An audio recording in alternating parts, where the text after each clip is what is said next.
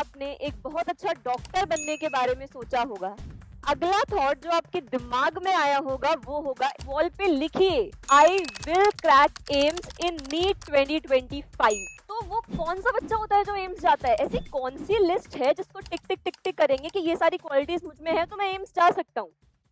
AIIMS, all India institute of medical sciences, एक ऐसा नाम जो कि हर नीट एस्पिरेंट का सपना है।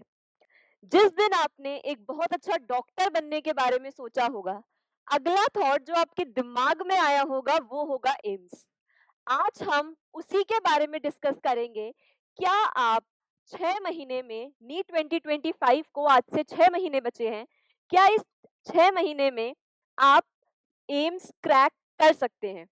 एम्स के बहुत सारे स्टूडेंट से डिस्कस करने के बाद उनकी जो पढ़ने की स्ट्रैटेजीज थी उन सबको समराइज करके आज मैंने इस वीडियो में आपके सामने लाने की पूरी कोशिश की है, क्योंकि मुझे पता है कि आप सब में पोटेंशियल है। अगर आपको सही रास्ता मिल जाएगा तो वो रास्ता आपको सीधा एम्स लेके जाएगा। तो स्टार्ट करते हैं। सबसे पहले जिस भी बच्चे को एम्स जाना है, एम्स में जाने के लिए आप में एम्स की जितनी प्रेस्टिजियस क्वालिटीज भी होनी चाहिए। और एक बच्चे में जो एम्स में जाना चाहता है उसकी सारी सब्जेक्ट्स तो स्ट्रांग होनी ही चाहिए। उसके साथ जो सबसे इम्पोर्टेंट प्रॉपर्टी उस बच्चे में होनी चाहिए ना बेटा, दैट इज मैनिफेस्टेशन। मैनिफेस्टेशन का मतलब है चीजों को सोचो। अगर आप सोचोगे कि मुझे एम्स जाना है, एम्स जाना है, एम्स जाना है, तो आपके एम्स जाने के जो चांसेस हैं वो चांसेस बढ़ जाएंगे। अब आप मैनिफेस्ट कैसे करेंगे? जिस स्टडी टेबल पे आप पढ़ते हैं उस स्टडी टेबल के सामने वाली जो वॉल है उस वॉल में एम्स का पोस्टर लगा लीजिए, या फिर उस वॉल पे लिखिए I will crack AIIMS in NEET 2025। Write these word down on a paper और उस पेपर को अपनी स्टडी टेबल के सामने वाली वॉल पे चिपका दीजिए। दूसरी चीज जो एस्पिरेंट में होनी चाहिए जो एम्स जाना चाहता है, सबसे सबसे सबसे इंपॉर्टेंट चीज है बच्चे, कंसिस्टेंसी। कंसिस्टेंसी का मतलब होता है हम एक दिन पढ़ते हैं या हम 3-4 दिन कंटिन्यूअसली अच्छे से पढ़ते हैं, फिर सोचते हैं यार 3-4 दिन पढ़ाई हो गई, एक दिन का ब्रेक ले लेते हैं। लेकिन वो जो एक दिन का ब्रेक है ना बच्चे, कब वो 2-3 दिन में कन्वर्ट हो जाता है पता नहीं लगता। इसीलिए आपकी पढ़ाई कंसिस्टेंट होनी चाहिए। कंसिस्टेंट का मतलब है कि आपका ग्राफ ऐसे इंक्रीज होना चाहिए, आपका ग्राफ ऐसा नहीं जाना चाहिए कि आपने एक दिन पढ़ाई की फिर 2 दिन नहीं की, फिर 2 दिन की फिर 2 दिन नहीं की, फिर की फिर नहीं की। ये लैक ऑफ कंसिस्टेंसी है। इसमें एम्स के सक्सेस चांसेस कम हैं। लेकिन जो बच्चा अपनी पढ़ाई में कंसिस्टेंट होगा वो बच्चा कंटिन्यूअसली इंक्रीज करेगा, और जो बच्चा इंक्रीज करेगा वो बच्चा एम्स जरूर पहुंचेगा। बच्चे, 25 लाख बच्चे नीट का फॉर्म भरते हैं और 25 लाख सेम बुक पढ़ते हैं, सब एनसीईआरटी ही पढ़ते हैं। लेकिन क्यों कुछ बच्चे एम्स पहुंच जाते हैं और कुछ बच्चे नहीं पहुंच पाते? वो है आपकी एक्स्ट्रा मेहनत। अगर सबके जितनी मेहनत करोगे तो सबके जितना ही मिलेगा, और अगर कुछ एक्स्ट्रा ऑर्डिनरी मेहनत करोगे तो एक्स्ट्रा ऑर्डिनरी मिलेगा, जो कि है एम्स। आप नहीं करोगे तो कोई और कर लेगा, लेकिन कोई तो करेगा। हर साल AIR-1 आती है, वो सीट हमेशा खाली है। जो मेहनत करेगा वो वहां बैठ जाएगा, और जो मेहनत नहीं करेगा वो एम्स तक नहीं पहुंच पाएगा। हो सकता है मेरे वर्ड्स आपको बुरे लग रहे हो, but this is the truth. अब प्रॉब्लम ये है कि आपको पता तो होना चाहिए ना कि आप क्या गलतियां कर रहे हैं जो आपको एम्स तक जाने से रोक रही है। तो सबसे पहले इस वीडियो में हम बात करेंगे मिस्टेक्स के बारे में। एक बार आपको आपकी मिस्टेक्स पता चल गई तो कहीं ना कहीं आप अगर उन मिस्टेक्स को सही करते हैं तो आपके चांसेस हमेशा बढ़े हुए ही मिलेंगे आपको। सबसे पहला, जिन बच्चों के मॉक टेस्ट में स्कोर आ रहा होगा 650 प्लस या फिर स्कोर आ रहा होगा 550 प्लस, जो बच्चे मॉक टेस्ट में 650 प्लस स्कोर करते हैं, नीट में उनका स्कोर बढ़ने के बिल्कुल पूरे पूरे चांसेस होते हैं। मॉक टेस्ट से ज्यादा मार्क्स आप नीट में स्कोर करते हैं, नीट में आपके मार्क्स आराम से पहुंच सकते हैं 700 प्लस। और जो बच्चे 550 प्लस मॉक टेस्ट में स्कोर कर रहे हैं, नीट में उनका स्कोर पहुंच सकता है 650 प्लस। अब ये बच्चे कहाँ मेहनत नहीं कर रहे हैं या कहाँ गलतियां कर रहे हैं, क्योंकि आपको पता है कंपटीशन इज वेरी टफ। 720 लाने पे भी आज एम्स नहीं मिल रहा है। अभी जो नीट 2024 हुआ था उसका रिजल्ट आपको पता है। मतलब आप अपनी मेहनत में कमी कहीं नहीं छोड़ सकते हैं, आपको 720 मार्क्स स्कोर करने पड़ेंगे। तो मैं आपको गलतियां बताऊंगी कि क्यों आप 700 पे ही अटक जाते हैं या क्यों आप 650 पे ही अटक जाते हैं। जो बच्चे 700 पे अटकते हैं उनकी मिस्टेक्स होती हैं बेटा, क्योंकि इनका सिलेबस पूरा कंप्लीट होता है, लेकिन ये जो मिस्टेक्स करते हैं वो मोस्टली सिली मिस्टेक्स होती हैं। या फिर हो सकता है किसी किसी केस में कि इनका कोई पर्टिकुलर टॉपिक है जो वीक हो सकता है। ये दो ही केसेस हैं, क्योंकि जो बच्चा 650 प्लस स्कोर कर रहा है या नीट में जाके 700 प्लस स्कोर करने वाला है, उसका सिलेबस में कहीं कमी नहीं है, उसका कोई बैकलॉग नहीं है, उसने पूरा पढ़ा हुआ है। तो फिर प्रॉब्लम कहाँ है? Silly mistakes. लेकिन जो बच्चा 550 प्लस मॉक टेस्ट में स्कोर कर रहा है, वो बच्चा नीट में 650 प्लस क्यों स्कोर करता है बेटा? Because of lack of question practice. इस बच्चे की क्वेश्चन प्रैक्टिस थोड़ी कम होती है। ये सब एनालाइज डेटा है, ये मैं अपने मन से नहीं बोल रही हूँ। I have talk to many students, I have analyse the data, I have integrated the data, और उसके बाद मैं ये डेटा आपको यहाँ दिखा रही हूँ। दूसरी चीज जो इस बच्चे में कमी होती है, that is lack of revision. इस बच्चे का रिवीजन थोड़ा कम होता है। और तीसरी चीज है एनसीईआरटी पे पकड़। इस बच्चे की एनसीईआरटी पे इतनी अच्छी पकड़ नहीं होती। तो ये जो मैंने डेटा एनालाइज किया है, इसके बेसिस पे आप अपनी गलतियां पता कर सकते हैं। अगर आपका स्कोर ये है तो नीट में आपके इतने स्कोर आने के पूरे चांसेस हैं, और मिस्टेक्स आप ये कर रहे हैं। अब अगर आपको एम्स पहुंचना है तो आपकी कोई चेकलिस्ट होनी चाहिए कि भाई एम्स जाने का क्राइटेरिया क्या होता है। मतलब एम्स वाले बच्चे में ऐसा तो नहीं है ऊपर से उतर के आता है, हम में से ही कोई बच्चा है जो एम्स जाता है। तो वो कौन सा बच्चा होता है जो एम्स जाता है? ऐसी कौन सी लिस्ट है जिसको टिक टिक टिक टिक करेंगे कि ये सारी क्वालिटीज मुझ में है तो मैं एम्स जा सकता हूँ? सबसे पहली चीज है बेटा, आपकी सिर्फ एक दो या तीन सब्जेक्ट स्ट्रांग नहीं होनी चाहिए, आपकी चारों की चारों सब्जेक्ट स्ट्रांग होनी चाहिए। तो आपकी all subjects should be strong. दूसरी चीज, 720 मार्क्स लाने हैं बेटा एम्स जाने के लिए, तो आपके डेफिनेटली कोई भी बैकलॉग्स नहीं होने चाहिए। तीसरी चीज, आपको मॉक टेस्ट में 600 प्लस मार्क्स स्कोर करने ही होंगे, तभी नीट में जाके कहीं आपकी गाड़ी 700 प्लस या 720 पे टिकेगी। नेक्स्ट, आपका पूरे सिलेबस का 4 to 5 टाइम्स रिवीजन हो जाना चाहिए। ये तो मैं मिनिमम बता रही हूँ, इतनी बार तो आपको आपका पूरा सिलेबस रिवाइज करना है। और नेक्स्ट, आपकी जो एनसीईआरटी है, स्पेशली जूलॉजी और बॉटनी की तो ऑन टिप्स होनी चाहिए, लेकिन फिजिक्स और केमिस्ट्री की एनसीईआरटी भी आपकी एक बार पढ़ी होनी चाहिए। क्योंकि हम लोग क्या करते हैं, फिजिक्स और केमिस्ट्री में नोट्स देखते हैं और क्वेश्चंस कर लेते हैं, लेकिन हमें फिजिक्स और केमिस्ट्री की भी एनसीईआरटी करनी है, और जूलॉजी और बॉटनी की एनसीईआरटी तो ऑन टिप्स होनी चाहिए। जिस बच्चे के सारे सब्जेक्ट स्ट्रांग होंगे, कोई बैकलॉग नहीं होगा, 600 प्लस मार्क्स स्कोर कर रहा होगा मॉक टेस्ट में, 4 to 5 टाइम्स उसने फुल सिलेबस रिवाइज कर रखा है और उसकी एनसीईआरटी ऑन टिप्स है, उस बच्चे को एम्स पहुंचने से कोई नहीं रोक सकता। अब इन सब चीजों के लिए हमारी कोई स्ट्रैटेजी तो होनी चाहिए, ऐसा कुछ तो होना चाहिए ना कि हम इन चीजों को अचीव कर पाए।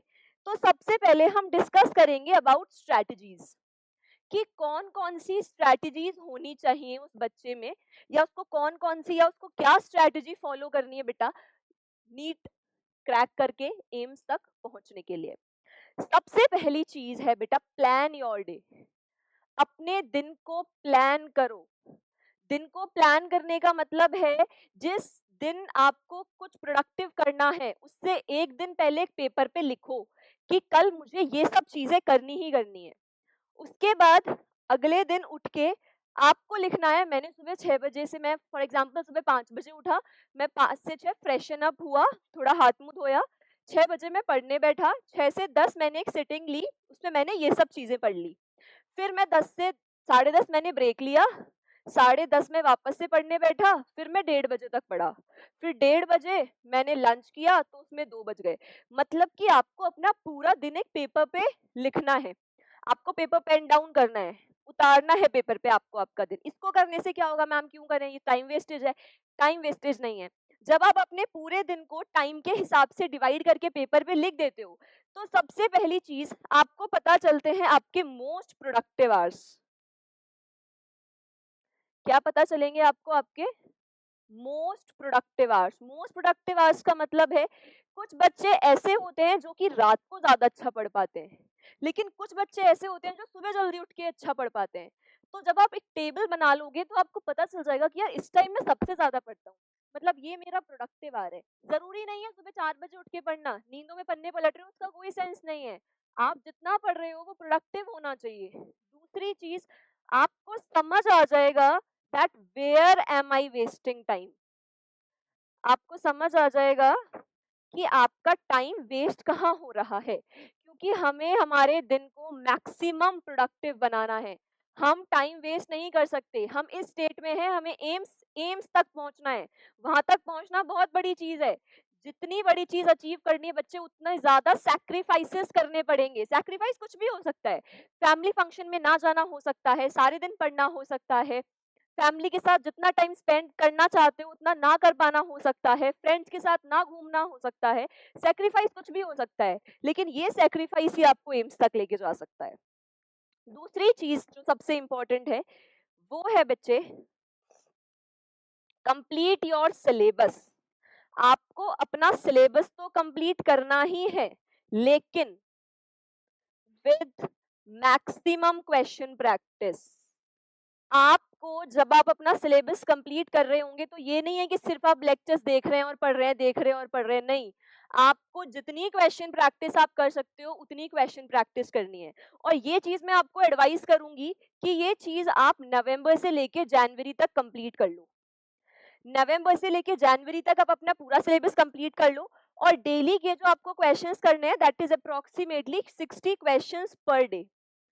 अगर आप एक दिन के 60 क्वेश्चन करते हो तो बहुत है बच्चे, इससे ज्यादा सवाल करने की जरूरत नहीं है।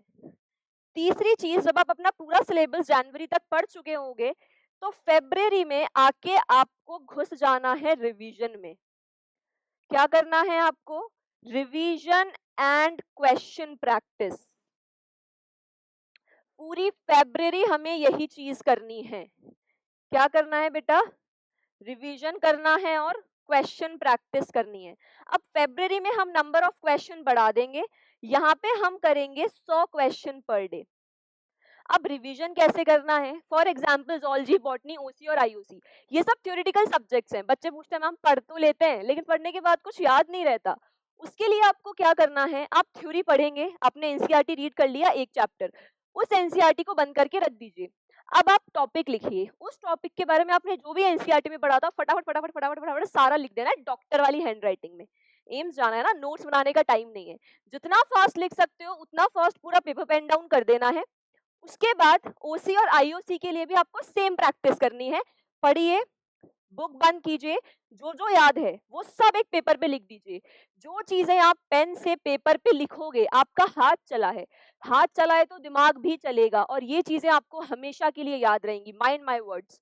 और क्वेश्चन प्रैक्टिस किस हिसाब से करनी है वो भी मैं आपको बता देती हूँ। जब बच्चे आप क्वेश्चंस करेंगे तो आप क्वेश्चंस को डिवाइड करेंगे 3 पार्ट्स में, क्वेश्चन ए, क्वेश्चन बी और क्वेश्चन सी। मतलब क्या है इसका? आपने कोई एक क्वेश्चन किया, वो क्वेश्चन बिल्कुल थ्योरी से उठ के आया हुआ क्वेश्चन था, तो इसको आप लेबल कर लो A, that is a direct question. फिर आपने नेक्स्ट क्वेश्चन किया, वो क्वेश्चन या तो कोई ट्रिक क्वेश्चन था, या आपने उसमें कोई सिली मिस्टेक की है, या फिर उसमें कोई अमेजिंग कंसेप्ट यूज हुआ है। ऐसे क्वेश्चंस को मार्क कर लो क्वेश्चन बी। अगला क्वेश्चन आपने किया, वो क्वेश्चन आपसे हुआ ही नहीं,